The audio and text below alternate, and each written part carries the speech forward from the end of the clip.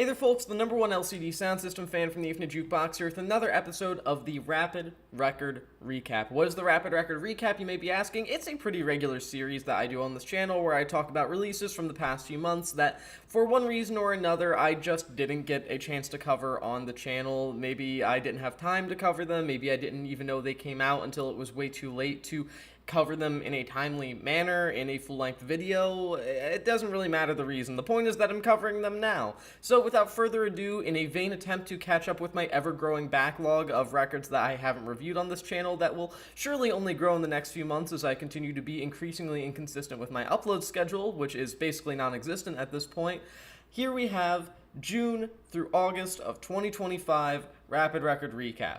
Here you go. Swans, Birthing. Okay, yes, this came out on May 30th, but that's like basically June, so shut up, we're gonna count it.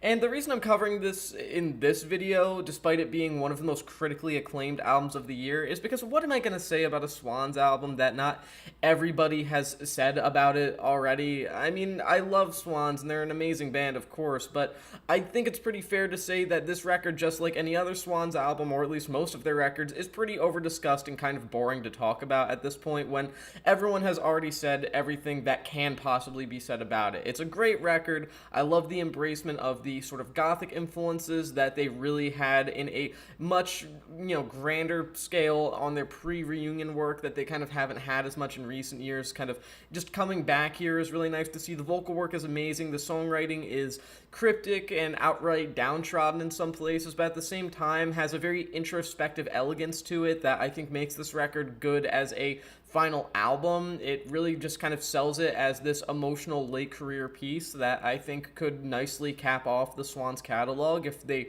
chose to not release any full lengths in the future or anything like that. And yeah, I just think it's a great album overall. I just don't have any reason to cover this in like a 15-minute video when I'm just going to be regurgitating every talking point that you've seen every other dork with a webcam talk about on YouTube already. I'm going to give this record 4 stars out of 5. Hayden Pedigo, I'll Be Waving As You Drive Away. Really nice kind of American primitivism kind of record here that feels very serene in a lot of places, but at the same time has a sort of eeriness that almost is sort of inherent with the genre at hand. But I digress. The, guitar playing and picking here is really nice. It's a record that kind of knows its limits, which is something I can certainly appreciate. It doesn't try to be overly minimalist to the point that it feels like nothingness, yet at the same time, it's never even remotely close to being a maximalist record. It strikes this nice balance and allows a very pleasant atmosphere to be built up over time, something that feels equally celebratory and melancholic, and it kind of creates this strange middle ground of a record that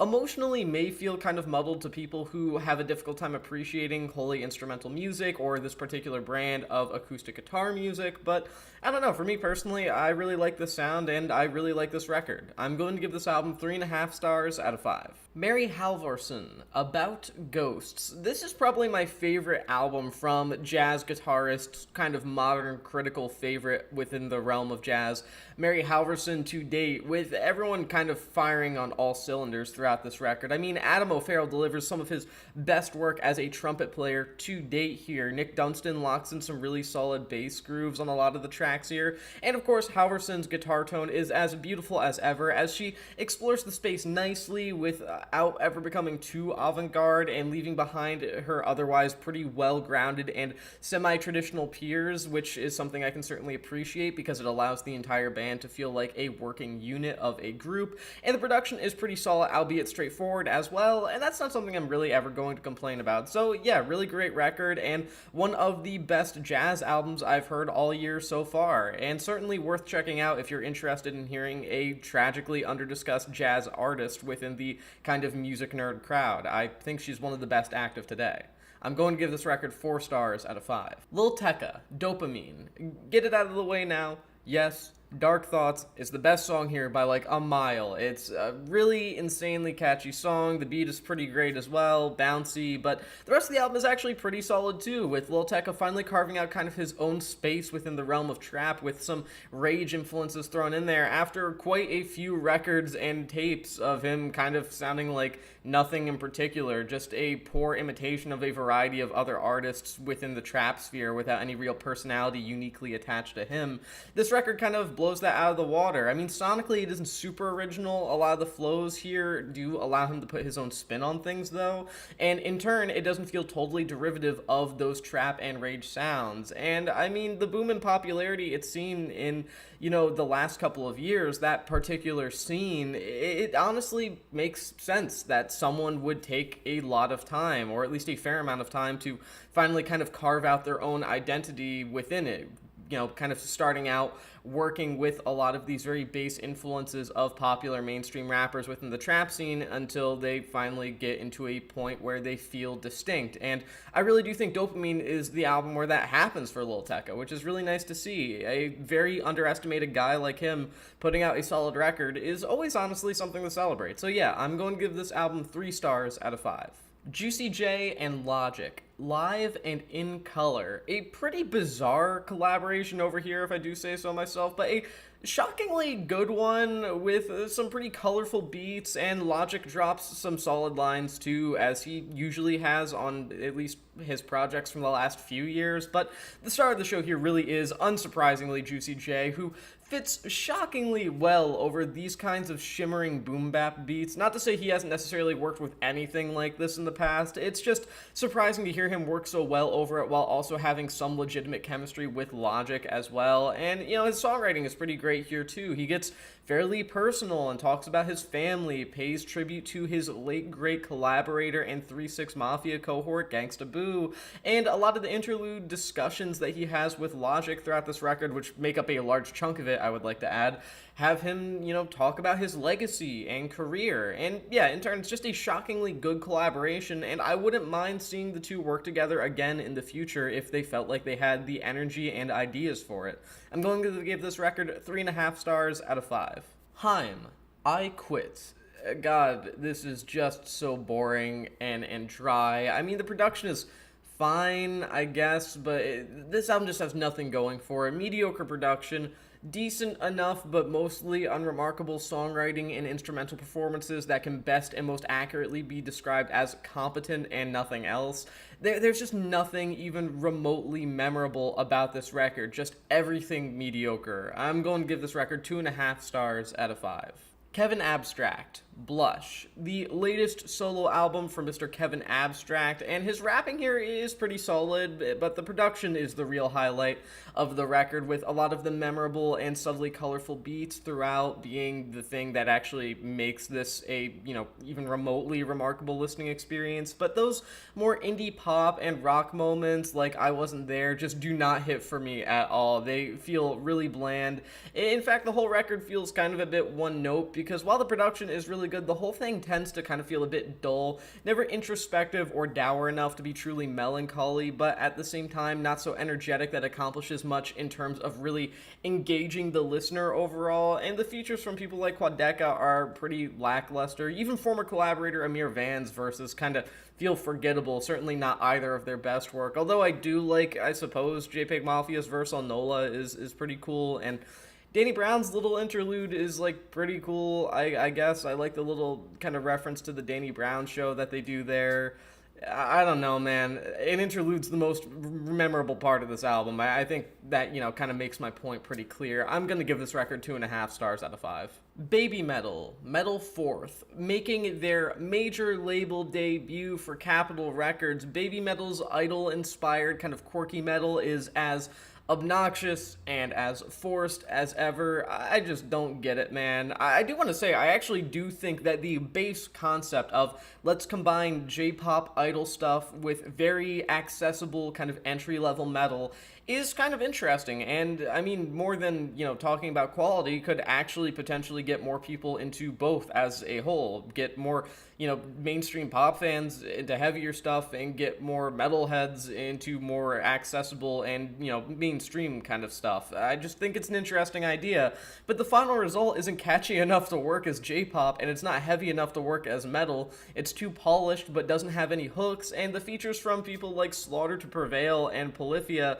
are not only laughable, but are also pretty indicative of the overall quality of this record. It's a rough one. I'm going to give this album 1.5 stars out of 5. Lorde, Virgin. You know, ever since I ended up defending and enjoying solar power a few years back while everyone else really disliked it, I realized I'm probably willing to defend Lorde more than the average person is, and I think the same thing's probably happening with Virgin, because I actually really do like the electronic instrumentation throughout this album. It kind of shakes things up a little bit in the larger context of Lorde's discography, and some of the lyrics that deal with things like gender identity and how that affects our personal relationships. It's really nice to see that explored, albeit maybe, not super deeply in a mainstream pop context. I think it's kind of nice to see. And I mean, yeah, it's not the most sonically diverse album in the world, and I do have, a kind of major qualm with this record because of that, but at the same time, I think it's a pretty solid album overall, and I recommend it if you just are into Lorde in general, though I can't really see this appealing to anybody who already is not a fan of her work, but I digress. 3 stars out of 5. LAZER 700. Sins Aloud. Latest full-length project from very DIY rapper LAZER 700 and his homespun style of deeply southern homemade trap beats here are just as raw and as exciting as they've ever been. There's just a sort of punkish energy to LAZER and some other rappers like him that are on the absolute fringes of the genre and are building surely legendary underground careers practically up from scratch with little to no outsider help, that it makes it hard not to admire what he stands for and what he artistically represents here. And not only that, but it's just an extremely fun and at times outright unpredictable record as well. Some really strong A material here, and I would highly recommend it if you're into this very chaotic sort of, again, DIY southern trap kind of sound. I'm going to give this record 3.5 stars out of 5. Nilüfer Yanya, Dancing Shoes. This is probably my favorite thing that she's put out, to date. I mean, her vocals are nice, the guitar work is really solid, with the occasional almost sort of jazzy inflection on a couple of tracks like Treason, for example, that I really enjoy and think add a bit of very subtle variety to this record. Definitely an extra layer of nuance that warrants repeat listens, and as a whole the production is really strong as well. I love how the drums on Cold Heart nearly have this kind of trip hop feeling that again just make this record from track to track very diverse, but in a seriously low-key way that I think is actually extremely interesting. And it's that sort of tone and overall structure that I think makes this a really solid indie rock singer-songwriter type album, and I think it's a good representation of the stylings of Nilüfer Yanya as well. So yes, very good EP. I'm going to give this record 3.5 stars out of 5. Kesha, Period. After the very introspective and experimental Gag Order just a few years ago, Period is kind of a nice return to form for Kesha's sort of dance pop, almost club-like kind of roots, and it's nice and refreshing to see her seemingly be able to have just casual fun again with music after a record that was just outright heartbreaking in some places. And I mean, I certainly think that some people who are drawn to Kesha's later records because of some of the more introspective moments might be pushed away by this album, as it certainly embraces a lot of the dumb fun of her earlier work. I do think that with her having one of the greatest stories of perseverance and strength in pop music, this almost kind of feels like her recognizing that and celebrating herself by just genuinely having a good time. And even if the album's closer does feel maybe a little bit overdramatic and oversung, the whole thing is, again, just a really fun time to listen to, and tracks like Boy Crazy, Red Flag, and Freedom are all just great bits of fun that are filled with a lot of energy and have a lot of earnest heart put into them. This isn't some sort of extreme post-ironic record that's relying on you being in on the joke or anything like that. It's just an album that is celebrating celebration. It's really easy to get into, and while I could imagine some people who were really into her last record, including myself, being pushed away by this conceptually at first, I definitely still think it's worth a listen, no doubt. I'm going to give this record 3.5 stars out of 5. Stomach Book, Goodnight HYPNOPOMP. Another very cool, versatile project from Stomach Book that dabbles in very melodic kind of pop, while at the same time also embracing noisier kind of rock and even punk elements here. You certainly get a kind of post-punk, post-hardcore kind of feel throughout a lot of this record, but there's also some kind of groovier elements that make the whole thing a very fun listen that's easy to attach yourself towards, even if you aren't necessarily going into this record expecting those noisier passages, and that goes along with the more theatrical feel of it extremely well. You do get some kind of like cabaret sort of moments in here, which isn't necessarily the most insane thing to incorporate into your indie rock noise music in 2025, but it is still very well executed here. I mean, Stomach Book is just very artistically consistent, both in terms of ambition and quality from one album to the next, and this one is no exception, so I'm going to give this record 3.5 stars out of 5.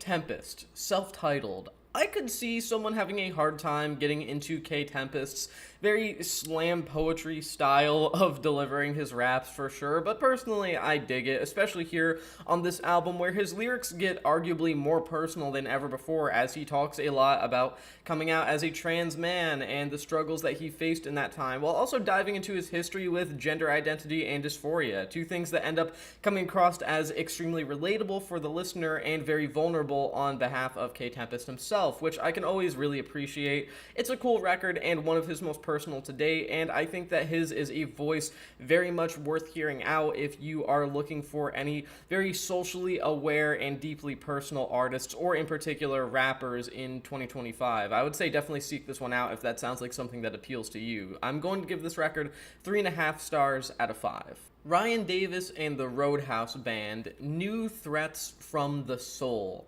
You know, I've seen some people saying that this is musically derivative of some other alt-country icons like Jason Molina or the Jayhawks, and like, yeah, kinda, I guess. I mean, musically, this isn't groundbreaking per se, but lyrically, this is one of the best country albums of the year so far. For balancing this really impressive series of songs based on traditional kind of country storytelling of heartbreak and self-doubt and just pure raw emotion, while at the same time kind of having this very modern post-internet, almost outright sardonic at times kind of feeling to them and tone. A lot of songs that look inwards while still being tongue-in-cheek at the same time, and you know, overall, just a really underrated record that I highly recommend, and I'm glad to see the slow burn of popularity that this one's been receiving, not really coming out to a ton of fanfare, but then getting like Best New Music, I think, on Pitchfork, and now getting more and more of a fan base as time goes on. It's really good to see, because if anyone does deserve it, it is Ryan Davis and the Roadhouse Band for this record. Very great album. I'm going to give this record 4 stars out of 5. Kokoroko, Tough Times Never Last. This record kind of feels like Kokoroko losing their funk, and I must say that is a damn shame. This is a lot smoother and more traditionally digestible by their standards in a sort of FM radio jazz fusion kind of way, which maybe isn't the worst thing in the world, but it does kind of almost come across as jazz for people who aren't really into jazz. I mean, the vocals are strong on a couple of tracks here, and the production is fine, but it's a shame how unadventurous this record feels after the excellent Could We Be More only a few years ago. It's just a real bummer, and I hope that their next record sees them bounce back, because just a couple of years back I would have called them one of the most interesting jazz collectives active today. So hopefully this is not the last we hear of them, but for the time being, the latest Kokoroko, not their best work. I'm going to give this record 2.5 stars out of 5. Alex G, Headlights. Alex G's well-deserved major label debut for RCA here is pretty strong, with that 3-track run of Afterlife, Beam Me Up, and Spinning being one of his best 3-track runs in a while. But overall, it isn't that different or unexpected from him, with this being more semi-psychedelic, at times kind of moody singer-songwriter indie rock, which, I mean, it isn't a bad thing at all for people like me who enjoy that sound, although it may be a potential turnoff for those who aren't subscribed to any Alex G newsletters, if you will, but I digress. In my eyes, it's a very good album, and I'm really glad that a major label debut turned out this nicely for him. So I'm going to give this record 3.5 stars out of 5. Shay, Rest in Bass. This is probably one of the best albums of the very popular rage sound of the last few years. I mean, this thing is abrasive and filled with energy. It's so in your face, but at the same time, very well produced, and there's a certain outsider quality to it that just kind of has like a raw, again, like punkish energy, sort of similar to the way that I described Laser Dim earlier when I talked about that record, and it's just very hard to deny for Rest in Bass as well. There's just a sort of aggression to this record that's undeniable, and it for sure deserves the hype that it has received since it initially dropped. I'm going to give this record 3.5 stars out of 5. Kurt Vile, Classic Love. Rad little EP here from Mr. Kurt Vile. The collaborations with Luke Roberts are nice, even though there's admittedly not much interplay between them, considering they both kind of have the same deadpan, talk-singing, kind of almost like slurred semi-country sort of style, which for the record I do think Vile pulls off a little bit better, but I digress. It's very digestible, but not in a way where it feels bland. It's a very mellow record. It has a nice atmosphere, as always, from Kurt, and it features some very strong songwriting, which, again, is something predictable of him at this point, though certainly not a bad thing, obviously. I'm going to give this record 3.5 stars out of 5. Psycho Frame. Salvation laughs in the face of a grieving mother. After a couple of solid EPs back in 2023, deathcore band Psycho Frame are now back with their first full-length studio project, and it is really great deathcore. One of, if not the best deathcore album of the year so far, with a kind of lean into the more traditional death metal influences of the genre, those murky bass tones and blasting drum beats that you kind of expect from that realm of extreme metal, with, of course, the occasional tastefully placed breakdown. But the album really shines in how Mike Sugars and Culture James trade off vocal work and have such a sort of synergy as a duo of vocalists that I certainly don't think has been demonstrated by any other metal album this year so far, at least not nearly as well. And when you add to that the technical proficiency of the band, you overall have a really great listening experience and a major highlight for metal in general throughout 2025 so far. I'm going to give this record 4 stars out of 5. Tyler Childers, Snipe Hunter. This might be Tyler Childers' most colorful and versatile album to date, and certainly one of his best overall, with some great songwriting that ranges from rollicking kind of country rock that you see on the title track, to blunt storytelling on tracks like Poachers, to the heartfelt kind of classic country hardship of songs like Nose to the Grindstone. Even the more lighthearted cuts like Down Under and Bitin' List are pretty great too. Just an extremely well-produced album with a consistent yet diverse set of tracks that marks one of the most ambitious full-length projects that he's ever put out. Great stuff overall. I'm going to give this record 4 stars out of 5. Yeat. Dangerous Summer, new EP here from Yeat, with some of his strongest flows that he's ever delivered being found here. I mean, it isn't the most versatile album in the world. If you're familiar with Yeat and his particular brand of rage, then it isn't like him completely redefining himself or anything like that. But I mean, hey, overall, this is pretty killer stuff that's highly energetic and extremely well produced, with some solid features, no less. So yeah, I'm going to give this record 3.5 stars out of 5. Ninajirachi, I Love My Computer. This is one of the best electronic albums of the year so far, no matter what subgenre of electronic music you're going into, no question.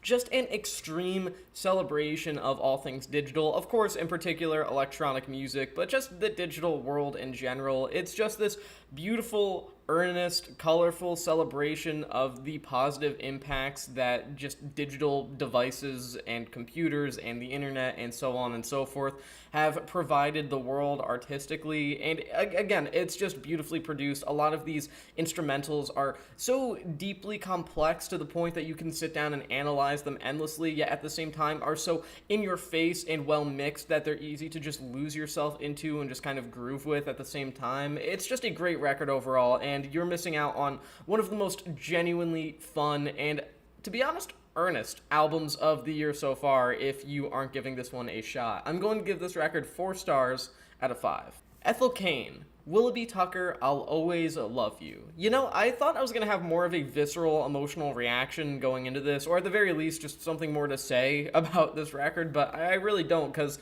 I kind of prefer Preacher's Daughter, and I think that musically speaking, that was the more versatile record with the more overall engaging and maybe even just slightly more focused concept behind it. But with that being said, Willoughby Tucker does arguably have the sharper lyricism overall, maybe a little bit more focused from a songwriting aspect, and I think that tracks like Nettles, for example, are some of the most emotionally striking and outright harrowing moments of her entire discography thus far. It does feel bloated and cumbersome to listen to, but also like that's kind of the point with Ethel Cain. You know, it's a record that makes you feel weary and tired and uncomfortable, and I can respect it for that for sure. So yeah, while I connected more with her debut and more with Perverts as well, whether you want to consider that an EP, I do, or you want to consider that like an album, which I think a lot of people do as well, well, this record is still great. I prefer those other albums, but Willoughby Tucker is still an excellent entry in Ethel Cain's discography, and you'd definitely be missing out by not at least giving it a shot for a couple of tracks. I'm going to give this record 4 stars out of 5. Offset. Kiari.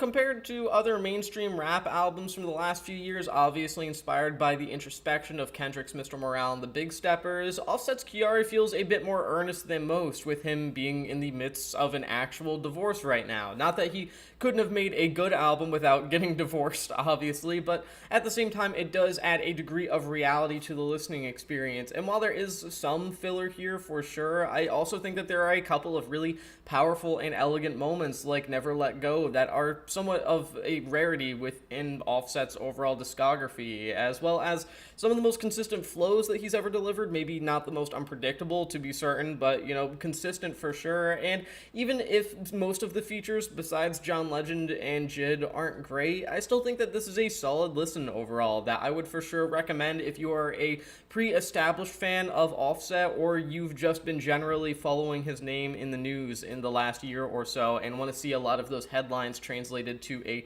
sort of musical representation of them with some depth added to them by the man himself. I'm going to give this record 3 stars out of 5. So that is the end of my rapid record recap for June, July, and August of 2025. Yes, I know that I kind of have my whole thing a little bit fucky right now, and normally these aren't different quarters of the year, but leave me alone, man. I'm trying to figure things out, okay? I'm trying to put myself back together here. So yeah, I'll probably have another rapid record recap out by the end of the year that will hopefully be filled with less just generally essential albums for me to cover than this one was. But I digress. That is the end of this episode of the Rapid Record Recap. Thank you for watching The Infinite Jukebox, and I'll see you in the next one.